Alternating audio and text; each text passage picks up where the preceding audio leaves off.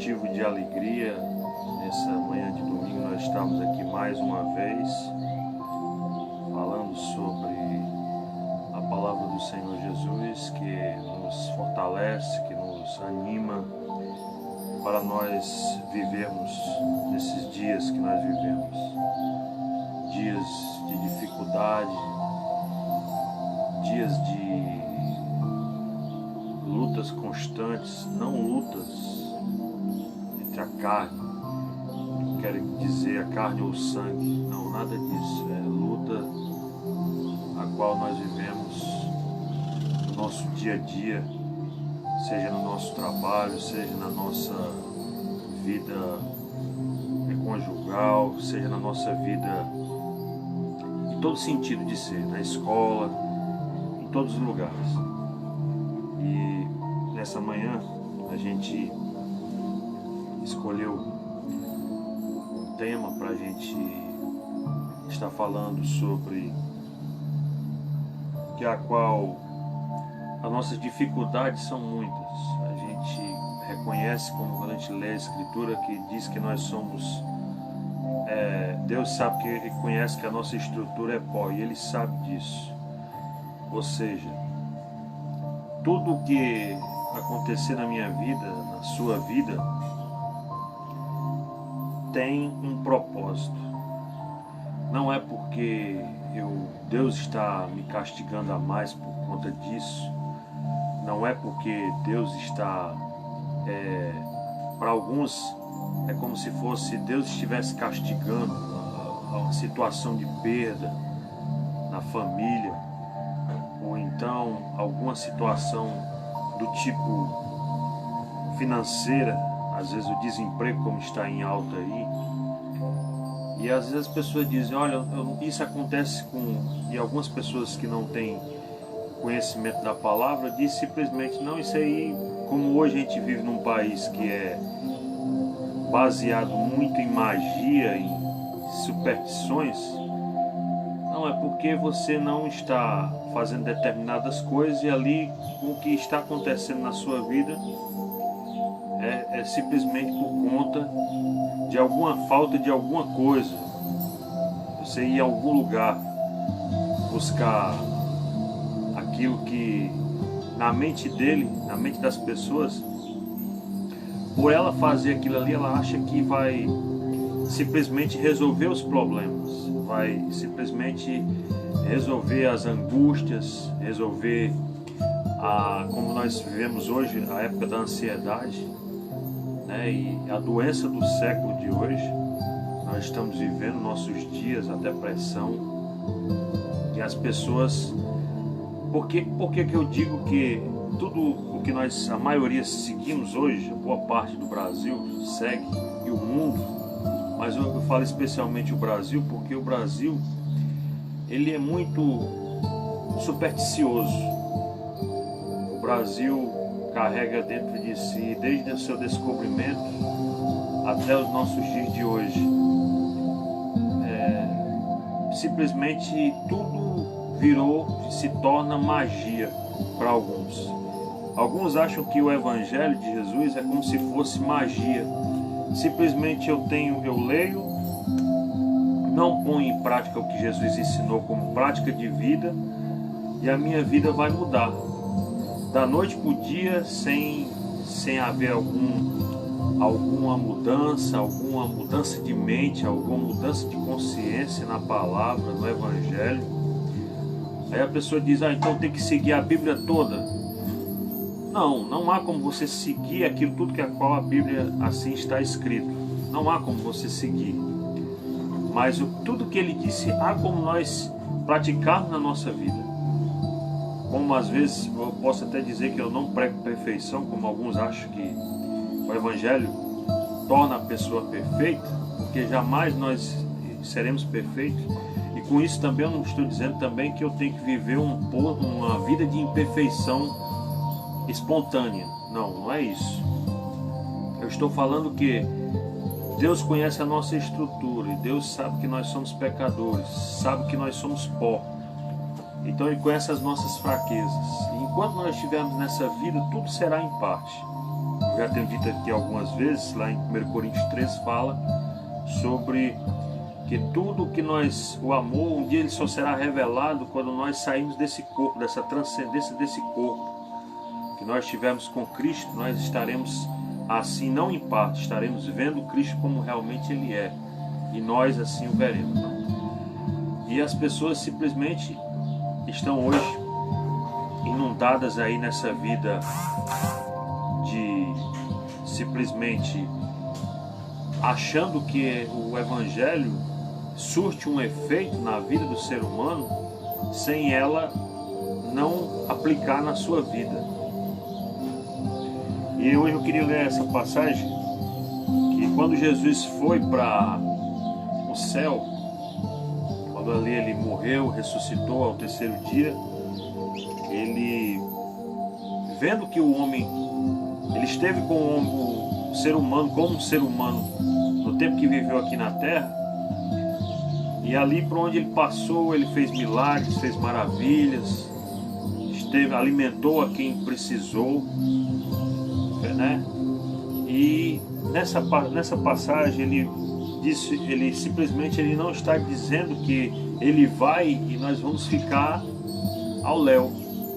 Não. Ele promete o Espírito Santo. E o Espírito Santo não é esse Espírito Santo que a gente vê por aí, que as pessoas acham que o Espírito Santo é algo, e como alguns entendem assim, interpretam assim, porque interpretam errado as Escrituras. A própria Escritura diz que o homem perece por não conhecer as Escrituras, e assim é o que nós vemos hoje. E ele disse em João 14, versículo 15 em diante, Jesus promete o Espírito Santo: se me amais, guardais os meus mandamentos. Ou seja, Jesus dizendo: e eu rogarei ao Pai, e Ele vos dará o outro Consolador, para que fique convosco para sempre. O Espírito de verdade, que o mundo não pode receber, porque não vê nem o conhece, mas vós o conheceis, porque habita convosco e estará em vós. Não vos deixarei órfãos ou sozinhos, voltarei para vós. Ele fez essa promessa, o próprio Jesus fez. Ainda um pouco e o mundo não me verá mais, mas vós me vereis, porque eu vivo e vós vivereis. Naquele dia conhecereis que estou em meu Pai, e vós em mim, e eu em vós. Portanto, nessa passagem, ou seja, ele disse que iria para o céu e não ia deixar nós só, não ia deixar você só, não ia deixar nós, sabendo a nossa fraqueza, sabendo a nossa dificuldade, ele não ia deixar nós em vão, por aí, à deriva, como podemos assim falar. Ele prometeu que a sua ida iria, assim como na existência, iria deixar os discípulos de Jesus só, mas ele não iria deixá-los, assim como quero explicar, dizer que ele não iria simplesmente com o que ele passou na terra como homem, sentiu as dores, sentiu nossas angústias, viu todo o fardo que nós como seres humanos passamos, e ele não pecou jamais, como a Escritura assim diz, eu creio pela palavra. E ele, naquela situação ali, ele estava dizendo para você, para mim, para você, que ele não iria deixar nós sozinhos, desamparados, com as nossas dificuldades.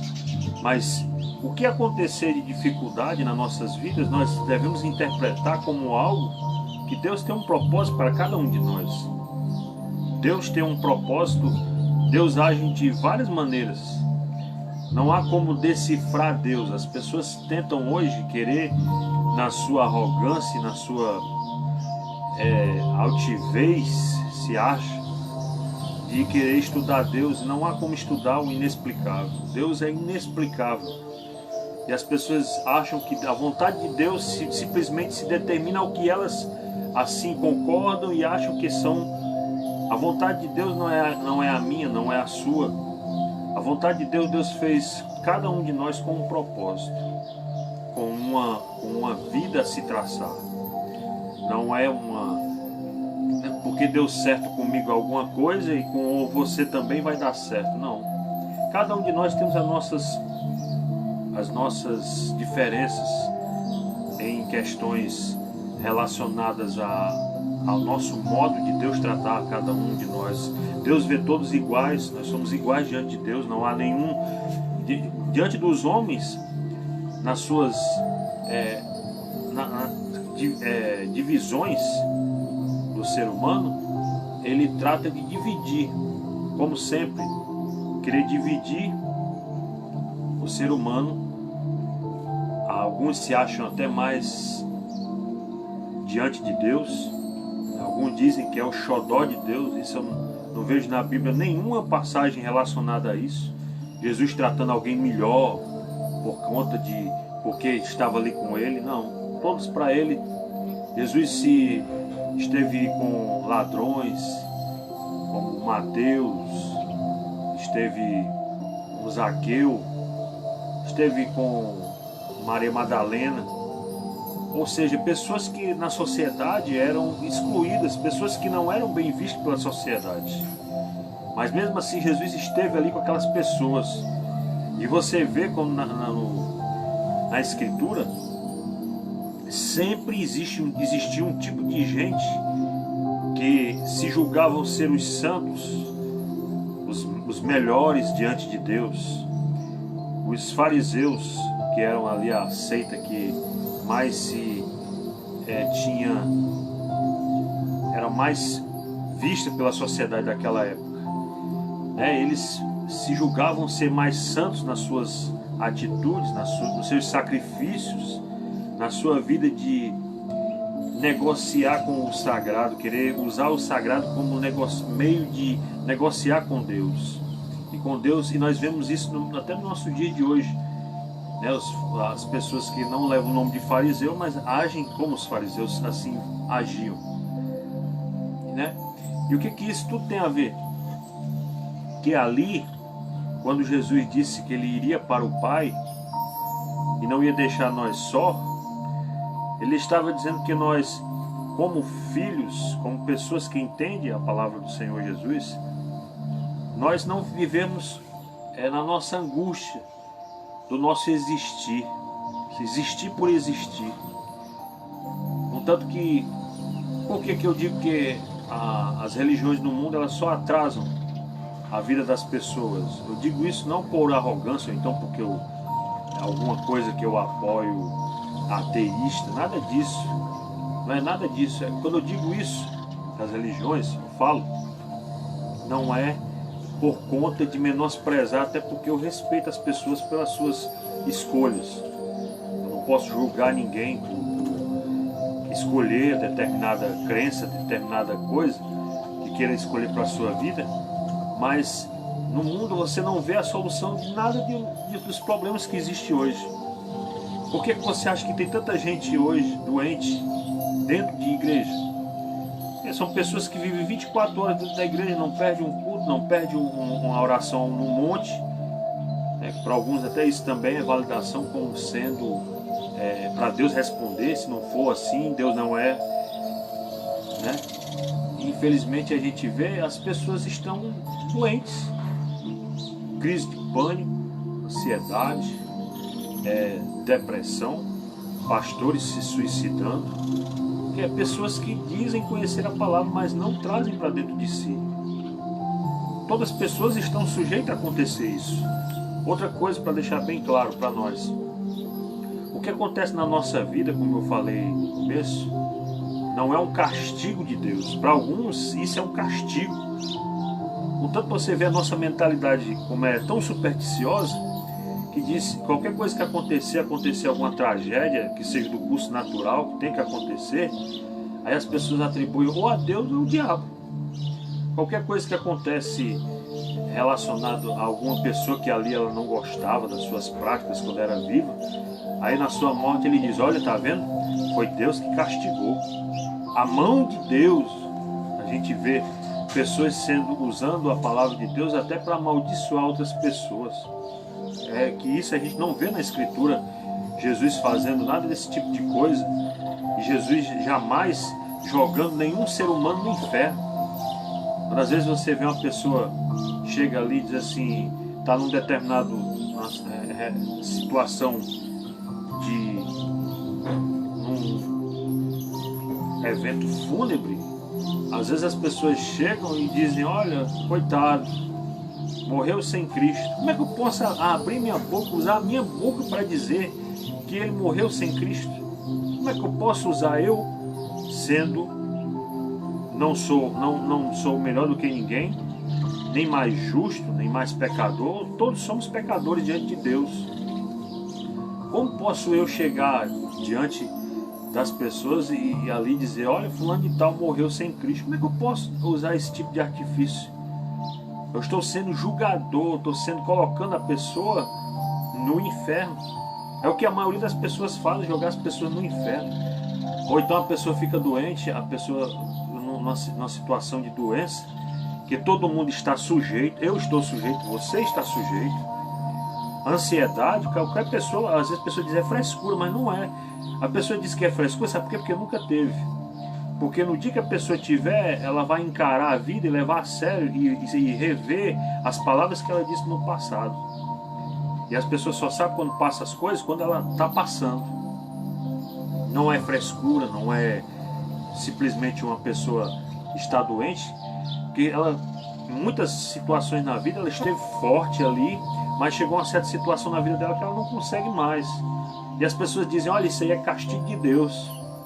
Isso é obra de macumbaria. As pessoas também levam isso também. Tudo enquanto que acontece, não, isso está acontecendo na minha vida porque é macumbaria, botaram macumba em mim. Eu não creio nisso. Quer dizer, existe o mal, existe para quem acredita. Mas para mim, que eu entendo a palavra de Deus e creio que Jesus é maior do que tudo isso para mim simplesmente é balela de gente que quer simplesmente enganar outra pessoa, então amedrontar alguém, usar o medo para querer enganar as pessoas. É isso que eu vejo pelo meu pouco conhecimento que eu tenho da palavra de Deus. Aí as pessoas se levam naquilo ali, escutam aquelas palavras, pessoas que não enxergam, eu vou usar esse termo, mas é um termo popular, e diz não enxerga nem um palmo diante do nariz e querendo colocar as pessoas numa situação da pessoa ficar ali com aquele medo, olha, será que realmente colocaram alguma coisa em mim? Fizeram um despacho para mim, fizeram alguma coisa. Meu amigo, quando a gente crê no Evangelho de Jesus, quando a gente vê uma passagem que nem essa, que Jesus prometeu o Espírito Santo, nós não ficaríamos, ele não disse que nós ficaríamos isentos de sofrer, de ter perdas, de ficar doente, não. Ele diz lá em João, diz também que no mundo vocês vão ter aflições, eu vou ter aflições, você vai ter aflições, mas tem de bom ânimo. Ou seja, a gente se animar, não ficar uma pessoa cabisbaixa, triste, arrasada com a vida. Eu sei que tem situações que deixam a pessoa realmente transtornada, mas isso a gente não se deve se levar por isso. E às vezes as pessoas só chega, às vezes as pessoas para derrubar as pessoas. Não chega ninguém para dizer, olha, Deus está contigo, Deus realmente vai mudar o seu quadro da sua vida se você der vazão a Ele. Porque Deus, nada na nossa vida Deus não faz se você não der autoridade para aquilo acontecer, né? Porque Deus, Ele age da maneira que você permite que Deus age. Portanto, é com isso que eu quero dizer que a nossa vida, problemas são coisas cotidianas da nossa vida. Enquanto nós estivermos nessa vida, vai ser natural nós passarmos por problemas e lutas. Mas nós devemos o que? Ver com uma passagem como essa que ele diz, olha, eu vou para o céu, e você, em outras palavras, ele estava dizendo, olha, eu vou para o céu, mas eu não vou ficar lá de bobeiro como alguns acham assim. As pessoas dizem que como creem na inexistência de Deus, acham que na existência de Deus, acha que Deus é um velhinho que está lá no céu, lá de barba branca, vendo tudo aquilo ali. A tamanha asneira que eu acho. No meu modo de pensar. As pessoas acham que Deus está vendo tudo, assistindo tudo e não faz nada, porque Deus é... São as próprias escolhas do homem que levam o homem à destruição. Castigo, às vezes, o castigo que as pessoas dizem que é o castigo de Deus, são quando as pessoas estão por si mesmas, entregues à vida, a viver do jeito que quer. Contanto que, quando eu digo eu não faço parte hoje de nenhuma instituição religiosa evangélica, mas eu não levo uma vida como para alguns, uma vida desregrada, fazendo tudo que vem na cara. Não, que eu posso fazer tudo porque hoje eu não estou mais numa igreja, posso em outras palavras, usar da liberdade a qual eu tenho em Cristo para virar libertinagem. Não é isso. O Evangelho nos ensina a cada dia que nós devemos estar com Cristo, mas ciente de nossas responsabilidades, da nossa conduta, da nossa ética, não a nossa moral, que para alguns essa pauta de moralidade se relaciona nessas coisas. Jesus não veio instituir uma moral. Jesus instituiu para nós uma ética, um modo de vida diante da sociedade, como alguém que viva seguindo o ensinamento de Cristo, fazendo o que realmente é a vontade de Deus, não a minha vontade, não a sua vontade, não a vontade de qualquer líder religioso, não. A vontade de Deus, o que Ele deixou como palavra da Escritura para nós seguirmos, isso sim nós devemos praticar. E não importa que se é o bispo fulano de tal, o pastor fulano de tal, não porque eu conheço o pastor há tanto tempo. Se o que o seu pastor ensinou a você não condiz com o que Jesus Cristo ensinou nas Escrituras, é o que diz Paulo, que seja anátema. Tire isso da sua vida. É isso que a Escritura diz. É duro às vezes a pessoa dizer isso, e as pessoas às vezes não sabem interpretar bem as coisas e acham que não, porque foi meu pastor que me ensinou. O seu pastor, antes de tudo, é Cristo. Você entregou a sua vida para Cristo, não foi para o pastor. Por mais que ele seja importante na sua vida, na nossa caminhada nós temos pessoas para nos ajudar em oração, em conversar, ter um diálogo, para nós mais ou menos termos um norte na nossa vida, mas isso, diante de Deus, eu não posso trazer como se eu não possa viver uma vida íntegra diante de Deus com a palavra. Não, a palavra nos ensina que nós devemos, por mais que nós passamos luta, mas Jesus venceu as lutas a qual ele esteve numa situação muito mais pior do que a nossa.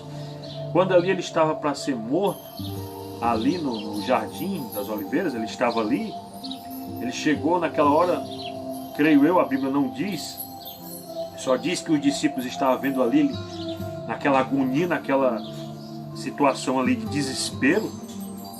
Ali, eu creio eu que ele estava vendo tudo o que nós iríamos passar, todos nós seres humanos, o que ele ia passar na cruz, mas mesmo assim ele não deixou de fazer o propósito que era do Pai, que era morrer na cruz do Calvário, por mim e por você.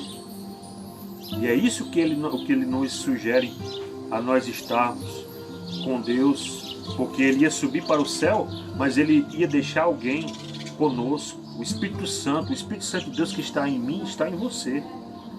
É esse Espírito Santo que nós temos em nossas vidas, né?